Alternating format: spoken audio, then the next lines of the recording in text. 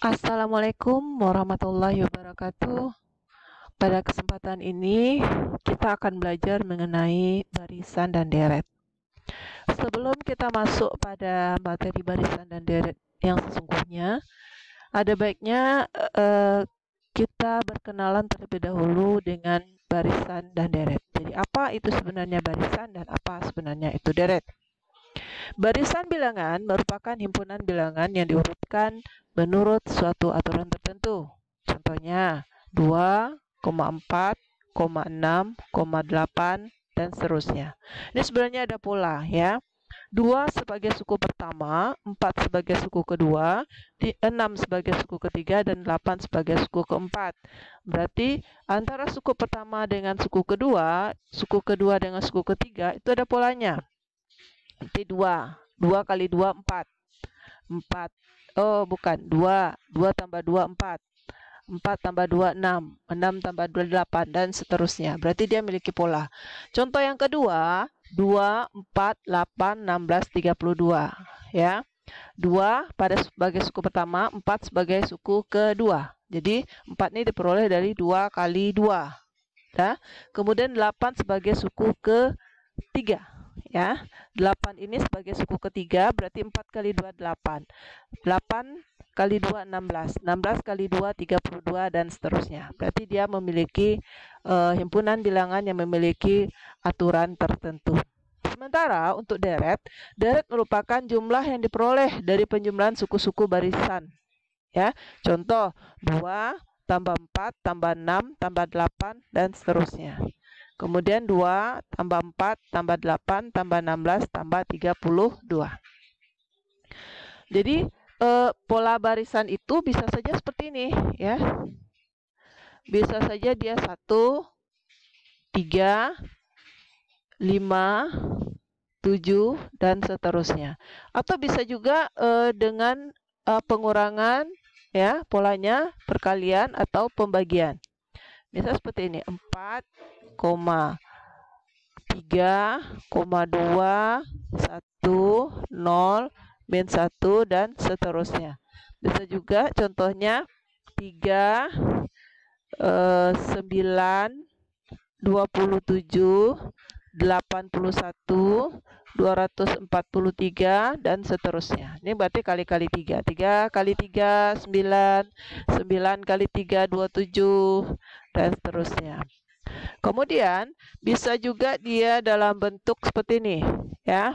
Misalnya 16 bagi kali setengah 8, kali setengah 4, kali setengah atau bagi 2, 2 bagi 2, 1 bagi 2, 1/2, dan seterusnya seperti itu.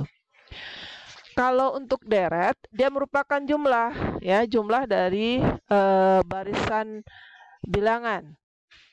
Jadi kalau contoh kita seperti ini bisa saja bentuknya dalam bentuk penulisan deret 1 tambah 3 tambah 5 tambah 7 tambah dan seterusnya.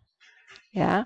Kemudian 4 itu 4 tambah 3 tambah 2 tambah 1 dan seterusnya. Bisa juga dia 3 tambah 9 tambah 27 tambah 81. Ini bisa juga 16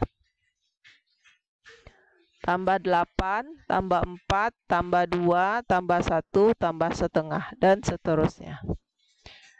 Ya. Dan ini kan belum ada batasan ya. Sekarang kita kenal dulu dengan notasi sigma ya. Pengenalan notasi sigma. Apa itu notasi sigma? Notasi sigma ini dalam bentuk pelambangan ya. Pelambangan penulisan untuk deret. Seperti ini bentuk lambangnya.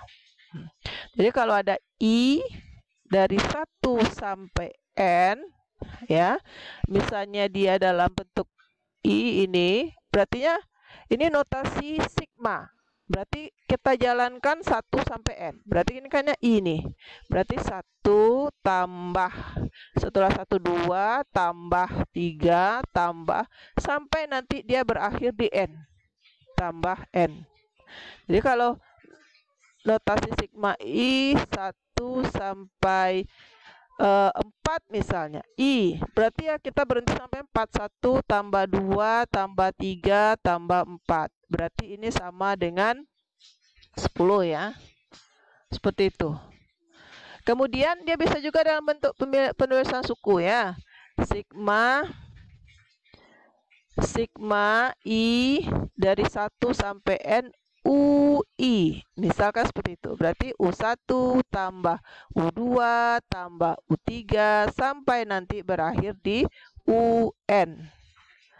Jadi kalau seandainya misalkan soal kita seperti ini. I1 sampai 10 misalnya. 2I. Nah, ini artinya apa? 2 kali 1 tambah 2 kali 2 tambah 2 kali 3 tambah sampai nanti berakhir di 2 kali 10. Berarti ini adalah karena dia ada 2 semuanya sebanyak 10 kali, kan bisa kita gabung penulisannya. 2 kali 1 tambah 2 tambah 3 tambah sampai 10. Dan penulisan ini bisa kita kembalikan dalam bentuk penulisan sigma lagi. Berarti 2 ini kali sigma I dari 1 sampai 10 I. Nah, ini adalah sigma I dari 1 sampai 10 2I. Jadi penulisannya bisa seperti ini. Bisa seperti ini. Ya.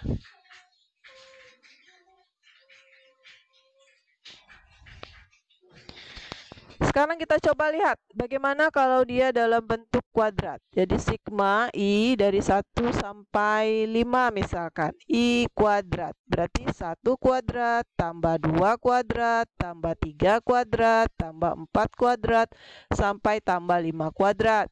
Berarti ini 1 tambah 4 tambah 9 tambah 16 tambah 25. Kalau ini tidak bisa kita sederhanakan seperti ini ya. Karena angkanya berbeda. Berarti jumlahkan saja ini. Ini 25, 9 tambah 16, 25. 25 tambah 25, 50. Tambah 5 berarti 55. Seperti itu caranya. Kemudian kita lihat lagi. Bagaimana kalau seandainya notasi sigmanya seperti ini. Sigma 1 sampai I 1 sampai 5 misalkan. Dan dia sini dalam bentuk angka atau konstanta, tidak ada I-nya. Berarti kalau kita menulis seperti ini, kita jalankan untuk I sama dengan 1 nilainya 3. I tidak ada. Untuk I sama dengan, tidak ada variabel I di sini. Berarti I sama dengan 2, 3 lagi. I sama dengan 3, 3. I sama dengan 4, 4. I sama dengan 4, 3. I sama dengan 5 juga 3. Berarti ada kelipatan ya, berarti ini adalah 3 kali 5. Tergantung dari berapanya. Jadi berapanya I-nya dari 1 sampai 5, berarti ini 3 kali 5. Jadi kalau seandainya I dari 1 sampai seandainya sampai 10 ya. Dan ini misalkan 4, berarti ini sama juga dengan 4 kali 10. Karena dia 4 tambah 4 tambah 4 sebanyak 10 kali. Ini berarti 40 ya. Ini tadi 15. Begitu juga seterusnya untuk angka yang lain. Sekarang kita lihat bagaimana kalau dia dalam bentuk persamaan. Sigma I dari 1 sampai 6 misalnya. 3I kurang 4. Kalau seperti ini ya kita kalikan. 3 kali 1 kurang 4. Nih untuk yang I-nya 1. Ditambah 3 kali 2 kurang 4. Ditambah sampai nanti dia akan berakhir di 3 kali 6 kurang 4.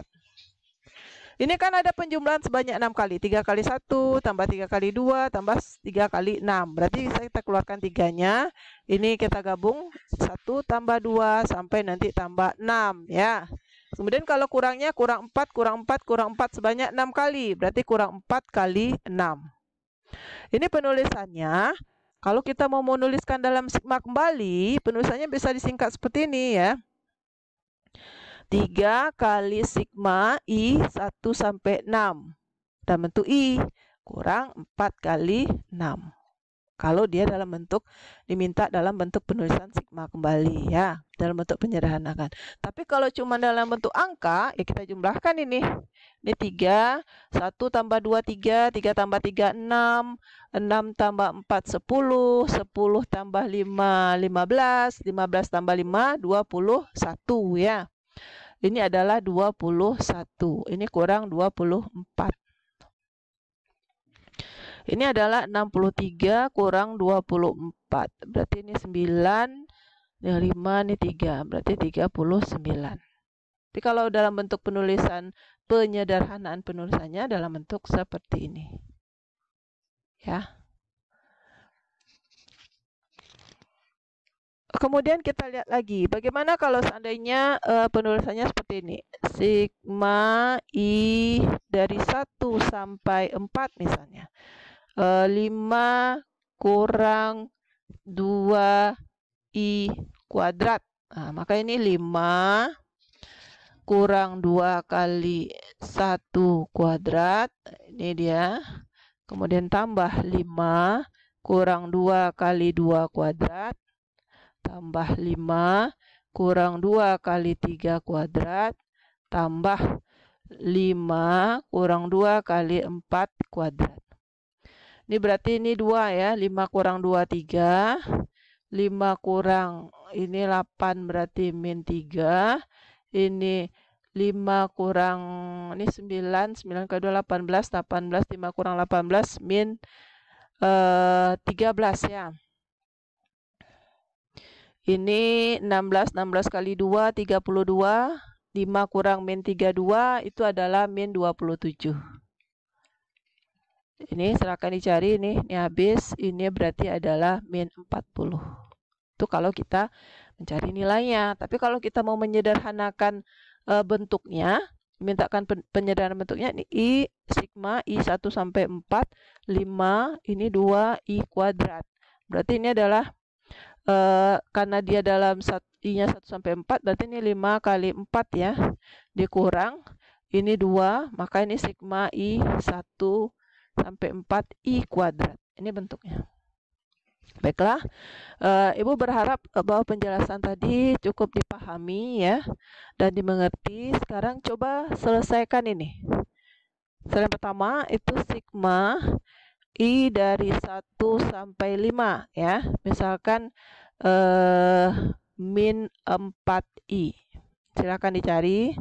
Kemudian yang kedua, sigma I dari min 2 sampai 1.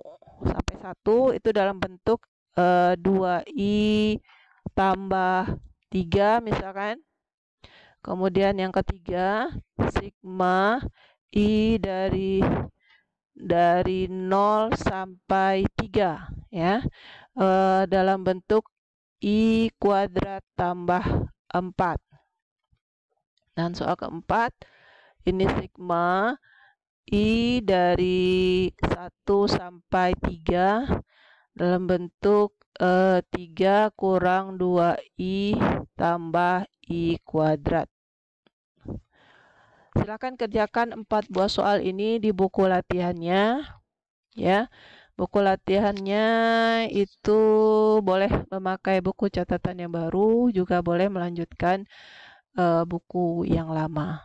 Baiklah, demikian penjelasan Ibu mengenai pengenalan barisan dan deret. Selamat belajar mandiri.